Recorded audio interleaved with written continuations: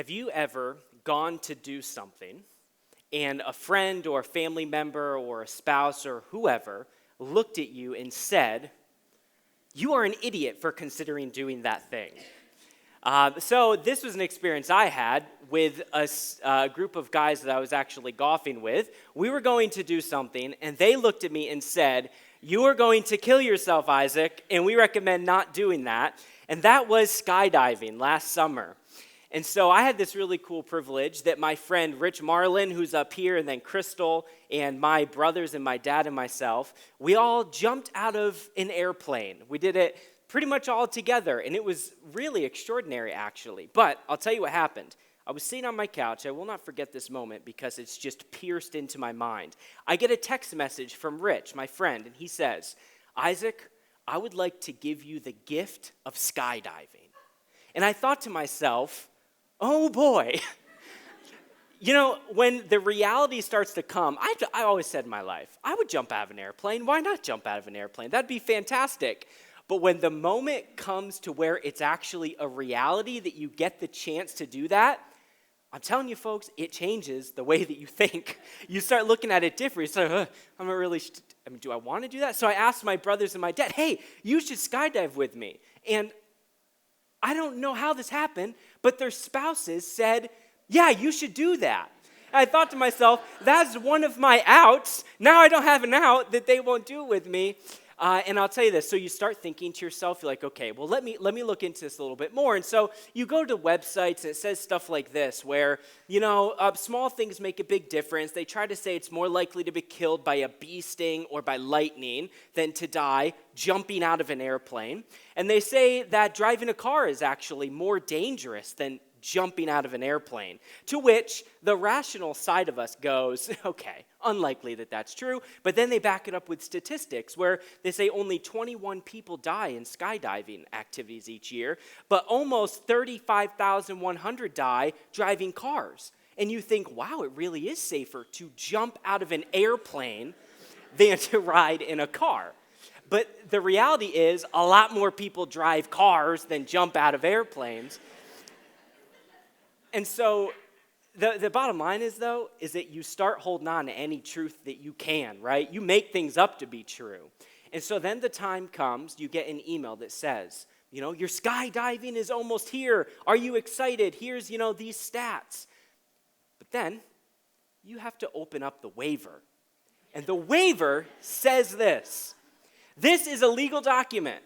Awareness of risk involved. Do you realize that you can die as a result of your participation? There could be bodily injury or death, major or minor injury to any or all parts of your body.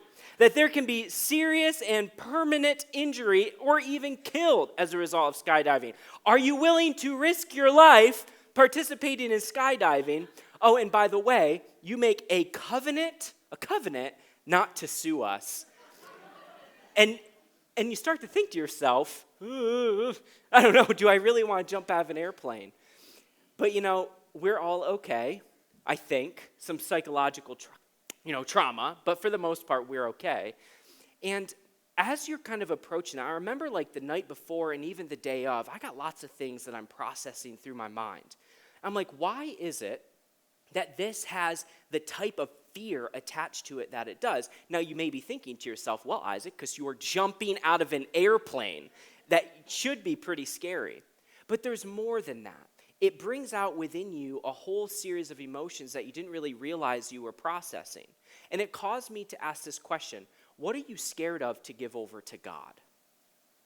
And I remember being there thinking, I got this health stuff that really freaks me out, right? I'm wondering, is, some of my seizure condition going to take over when I jump out of that plane because of the adrenaline? Or what if, the parachute doesn't deploy? Or does it hurt when you land on the ground without your parachute having deployed? All these things, like, they go through your mind, and it makes us a question, what are you scared of giving over to God? And so I believe that that's an appropriate question for all of us to ask this morning. Unlikely, unless you're Rich Marlin, who's sitting here somewhere, that you're probably going to be jumping out of a plane anytime soon. And so you might not be wrestling with that fear. But what sort of fear are you wrestling with? I would submit to you that every single one of us is dealing with some sort of a fear about something that we are simply struggling with. And we're trying to process through, how in the world do I give this part of my life over to God? Let me show you just a few examples. This is certainly not like a holistic list, but maybe it's marriage, stuff going on with your relationship with your spouse, or something going on with your kids. Maybe it's your job, some finances. That's a big one, right? It can be pretty scary to legitimately tell God, I actually entrust my finances to you, especially when it feels like the finances just aren't there. Or maybe it's school. If you're a young person, you're in school right now, thinking through, you're in high school, you're in your undergraduate degree. Am I wasting my money? Am I doing good enough? Are people proud enough of me? Are my parents satisfied with how I'm doing? Am I da-da-da-da? And it goes on and on. But I would ask you this morning to think about the area of your life that you may be struggling with giving over to God. Because we all have those areas. And so what I would like to address this morning as we jump into our new series is this, that we can say yes to God even when it's scary. And in fact, saying yes to God means trusting that his plan is best. And so this is what we're going to explore. That in that area of your life where you're struggling to actually give it over to God, maybe nobody actually knows this area of your life that you're struggling with, but that you can give that over to God. And that saying yes to God when it's scary means trusting that his plan is actually best. And so we're going to be looking at the book of Hebrews, and we're going to be in Hebrews chapter 11 for many weeks as we move forward. And the best place to start in Hebrews chapter 11 is actually Hebrews chapter 12, because that makes sense, right? So I want to look with you at the very first verse of Hebrews chapter 12, Hebrews 12:1, because it gives context for everything else that we're going to be speaking about. And so Hebrews chapter 12, verse 1 says this, "Therefore, since we are surrounded by such a great cloud of witnesses, let us throw off everything that hinders and the sin that so easily entangles, and let us run with perseverance the race that is marked out for us." Now this is therefore because it's referencing the entire chapter 11. Therefore, because of Hebrews chapter 11 that we're going to be looking at, and we are surrounded by a great cloud of witnesses. And these witnesses, they help us to understand what faith is. I like to consider the examples that are laid out in Hebrews chapter 11 of all of these godly individuals like a mosaic. And each one of them gives us just a piece of the picture. They help us to see in different ways, what does faith look like, practically speaking, in our lives? So none of them are the entire picture, but all of them are part. And as we work through this series, what we're going to see are different ways in which people express their faithfulness to God. And by the end of it, we have this great cloud of witnesses that is around us. Now, this mosaic is actually from Masada, which is a mountain in Israel, where it's a very, very ancient piece of art. And I will tell you this from personal experience. If you climb this mountain, do not wear flip-flops on that day. It is a very, very bad idea.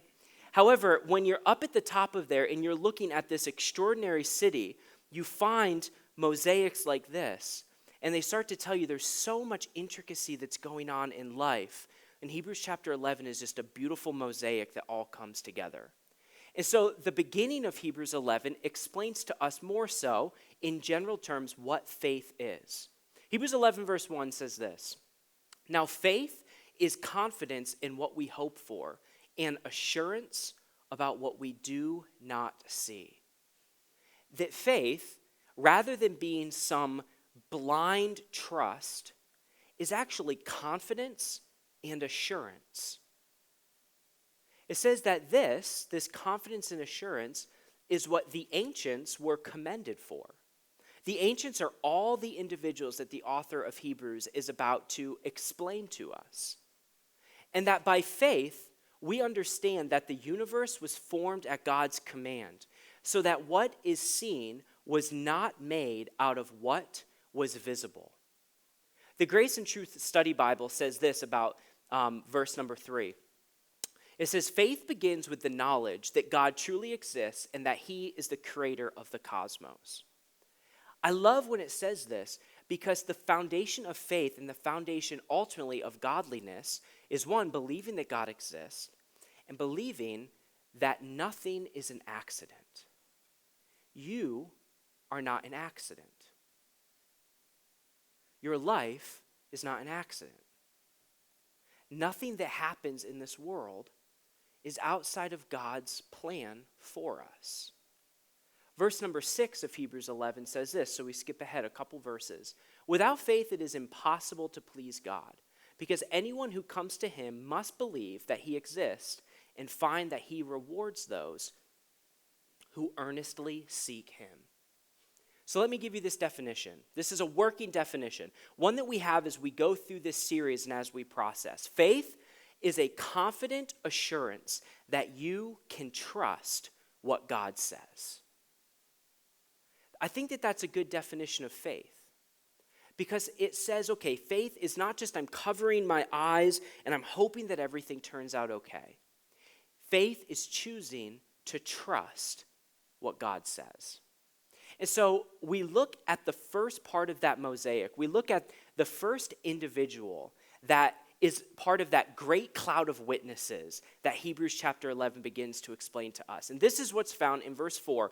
And even though this is just one verse, it really is extraordinary. Verse 4 starts with, by faith, Abel. Now, who is Abel? Abel's story actually begins with a number of verses in the book of Genesis. His entire story is found in 16 verses in Genesis chapter 4. Now, Jesus does mention him a few times throughout his ministry, and the author of Hebrews also mentions him. But his whole story is found in those 16 verses in Genesis. And also, he is the first godly example of all of humanity. He's the first individual in the scriptures that shows the rest of humanity what does it look like to have faith in God. What does it look like to put your trust in God and to follow him truly and completely? And he's the first example of somebody that says yes to God. The series is called By Faith, saying yes to God even when it's scary. And Abel is the first example of that. So Hebrews 11 verse 4 says this about the whole story of Abel. By faith, Abel brought a better offering than Cain did.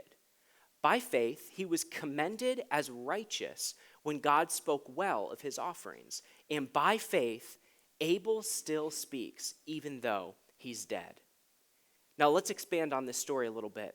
Let me give you just a bit of context about where Abel came from and what his story is in the book of Genesis. So, super brief biblical timeline up to the time of Abel.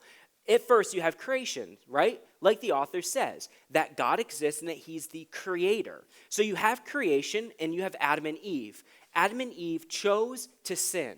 They chose their way of hopefully achieving what God desired to give them instead of God's way of doing it. And we're still doing that today, looking to claim the things God promises us, but going around the will of God. And because of that, they were exiled from the presence of God, because sin entered into their lives.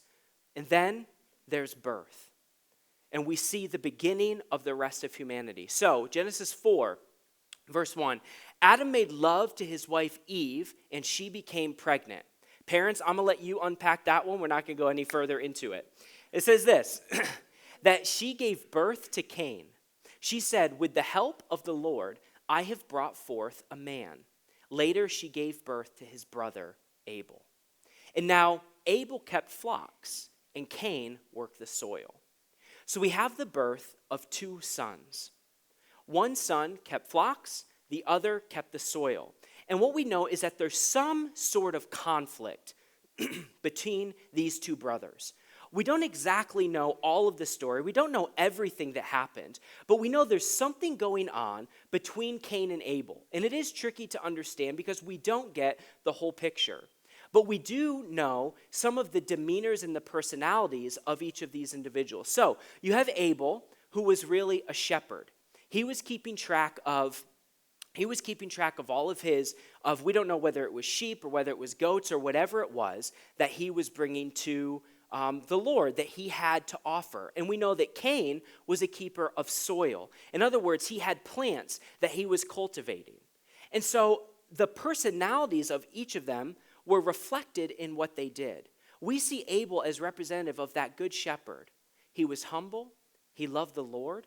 He came to the Lord frequently. He was what we would kind of call like a salt of the earth type of a guy. He was just a good man. And there was something brewing in Cain's heart that we don't really get a picture of until later. And I would actually say that this story, even though Hebrews talks about Abel in it, this story actually revolves more so around Cain and Cain's interaction with God. But Cain had some dark stuff that was growing in his heart. So this is how it continues. Now Abel kept flocks and Cain worked the soil. In the course of time, Cain brought some of the first fruits of the soil as an offering to the Lord. And Abel also brought an offering, fat portions from some of the firstborn of his flock. So we see this story start to fill out. And this is what I find very, very interesting. Cain and Abel both brought offering to the Lord. Both of them did. Cain brought his offering, Abel brought his offering. And it's interesting because of how this story continues to go on. They both came to God and offered to them. But the Lord looked with favor upon Abel and his offering. But on Cain and his offering, he did not look with favor. And so what was the result of this? So Cain was very angry, and his face was downcast. For a long time, I've asked this question about God accepting Abel's offering, but not Cain's. Why? What was it that made Abel's offering so much better than Cain's?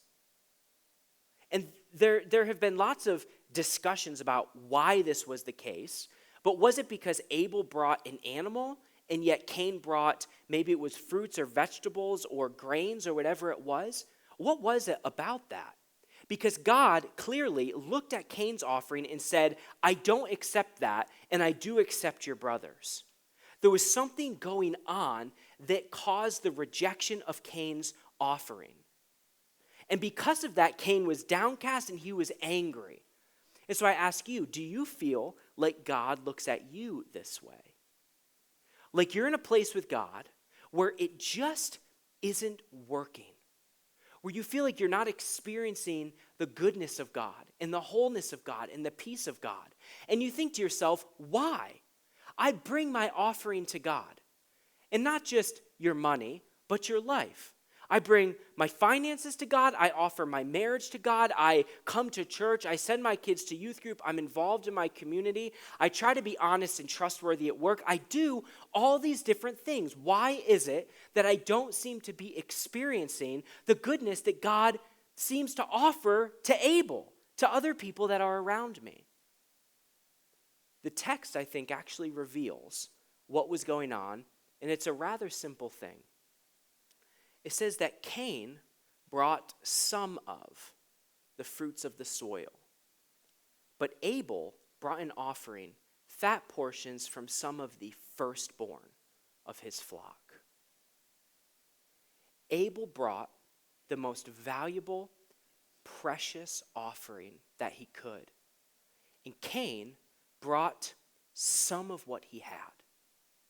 Reminds me of the story in Luke chapter 21 when Jesus is in the temple and he's looking at people who are giving offering. It says, as Jesus looked up, he saw the rich putting their gifts into the temple treasury. But he also saw a poor widow put in 2 very small copper coins. Truly I tell you, he said, this poor widow has put in more than all the others. These people gave gifts out of their wealth, but she gave out of her poverty and put in all that she had to live on. The reason that God accepted Abel's offering and not Cain's is because Cain just gave some of to God, while Abel gave the first of to God. So this is a question for you. Do you give some of, or do you give the first of? What do you bring God? Because God is looking at your heart. He knows. It does not matter what the people around you think. It does not matter how pretty you may be, how handsome you may be, the type of clothes that you wear, the sorts of things that you're involved with, the sorts of monies that you give. None of that really matters unless your heart is in it. And God knows. What I would also say, I believe this is true almost all of the time, you also know what's true. You know whether you're all in or not. You know if you're really giving God the first or just some of. And I would say this, God is not looking to be a vindictive puppet master in your life. He's not saying, I want the very best from you so that I can control everything and I can be some all-powerful being. That is not what God is doing. In fact, look what he says to Cain. Then the Lord said to Cain, why are you angry? Why is your face downcast? If you do what is right, will you not be accepted? But if you do not do what is right, sin is crouching at your door. It desires to have you, but you must rule over it. See, God came to Cain and said, Cain, listen to me. Why are you so upset? Don't you realize bad things are waiting for you? There's sin at your door. You have to get a handle on this, because if you don't, it is going to consume you. You see, God is approaching you with love and compassion, but also with truth. God doesn't pull his punches. He says, if it's sin in your life, it will end you. And he says sin is crouching at your door. We all know the sin that's at our door because we all struggle with different things. But what I believe God wants to tell you today is that those sins in our lives that are maybe hidden or that go unaddressed, that sin that's crouching at your door. And God came to Cain and said, this is going to hurt you. A man named Ron Hutchcraft runs a ministry called A Word With You and also On Eagle's Wings, where he ministers to young Native people. And he has this statement that he actually shared at Family Life Network several years ago. He said this, sin lets us go on as long as it can to create the greatest devastation it can when it all comes out. Sin's at your door. It's looking to consume you. And this is not a message to make you scared. This is a message that God brings to say, I want to help you. Well, now Cain said to his brother Abel, let's go out to the field. While they were in the field, Cain attacked his brother Abel and killed him. Sin consumed Cain. And now, this story, even though it seems to be all about Cain, because from there it goes on to describe the punishment that Cain would receive. He would be very literally cursed by God. He would be protected from other people killing him so that his curse from God could go on. That was the severity of what Cain did. He told God, I can't possibly bear a punishment like that. It was really bad because sin truly consumed him. And so if you're feeling right now like you have no idea what's in my life, you couldn't possibly know how far down the road I am, there's nothing that God can't redeem. That means making something good out of something that's bad or that's evil. And so if you feel right now kind of similar to Cain, like God is talking to you and saying, be careful. If that resonated with you, what I want to tell you is that you turn to the Lord and trust that his way is best. So even though this story seems to be about Cain, the author of Hebrews clearly communicates to us that the lesson to be learned is the lesson from Abel in this story, at least the emphasis of the lesson. Hebrews 11:4 says, by faith Abel. This is broken into three sections. First, Abel brought God a better offering than Cain did. Well, what was the offering that Abel brought? It was the very best that he had to offer.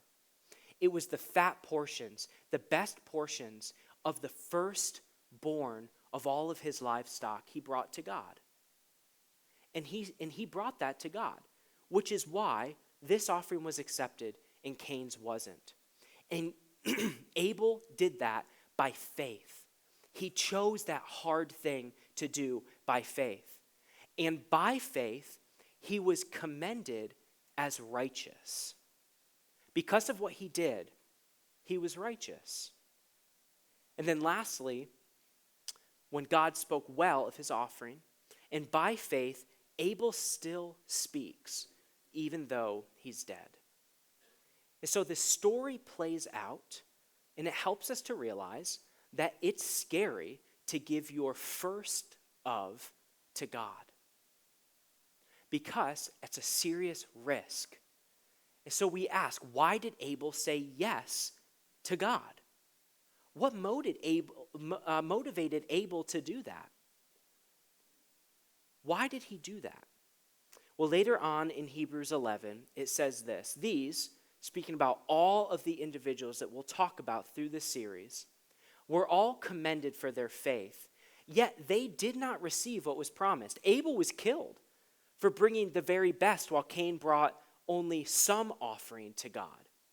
But God planned something better for us, being all of us, so that together with us, they would be made perfect.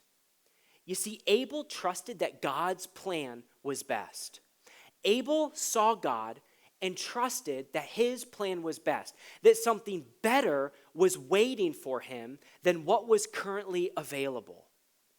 And so what was that? What was it that he was looking ahead to? What was the end play for God? Well, I want to read you this beautiful passage from Revelation chapter 21 that says, this is the hope that is there for all of us who confess our sins and turn to Christ and confess him as Lord and Savior. This is what Revelation 21 says, the hope that Abel had and the hope that we have. And I heard a loud voice from the throne saying, look, God's dwelling place is now among the people, and he will dwell with them. They will be his people, and God himself will be with them and be their God. He will wipe away every tear from their eyes. There will be no more death or mourning or crying or pain, for the old order of things has passed away. And he who is seated on the throne said, I am making everything new. Then he said, write this down, for these words are trustworthy and true. You see, saying yes to God means trusting that his plan is best. He's working a better plan for your life than you can possibly imagine. And so we asked the question at the beginning, what are you scared of giving over to God? This is the promise that I make to you today, and that Abel demonstrated to us, that it is better to give over those things that you're scared of by offering the first of everything than it is to try to maintain control yourself. And so, will you give your first of to God? Are you willing to do that with your finances, with your children, maybe with your friends or your job or your schooling, whatever it might be, that thing that you're like, I don't know how to give this over? Abel teaches us that the first step in seeing faith and living under the blessing of God is a willingness to submit our hearts to God and to bring to him the very best that we can. Again, it's not so that God can be vindictive and a puppet master over us. It's because the hope that we have that God is bringing about something that is new, something that is so good.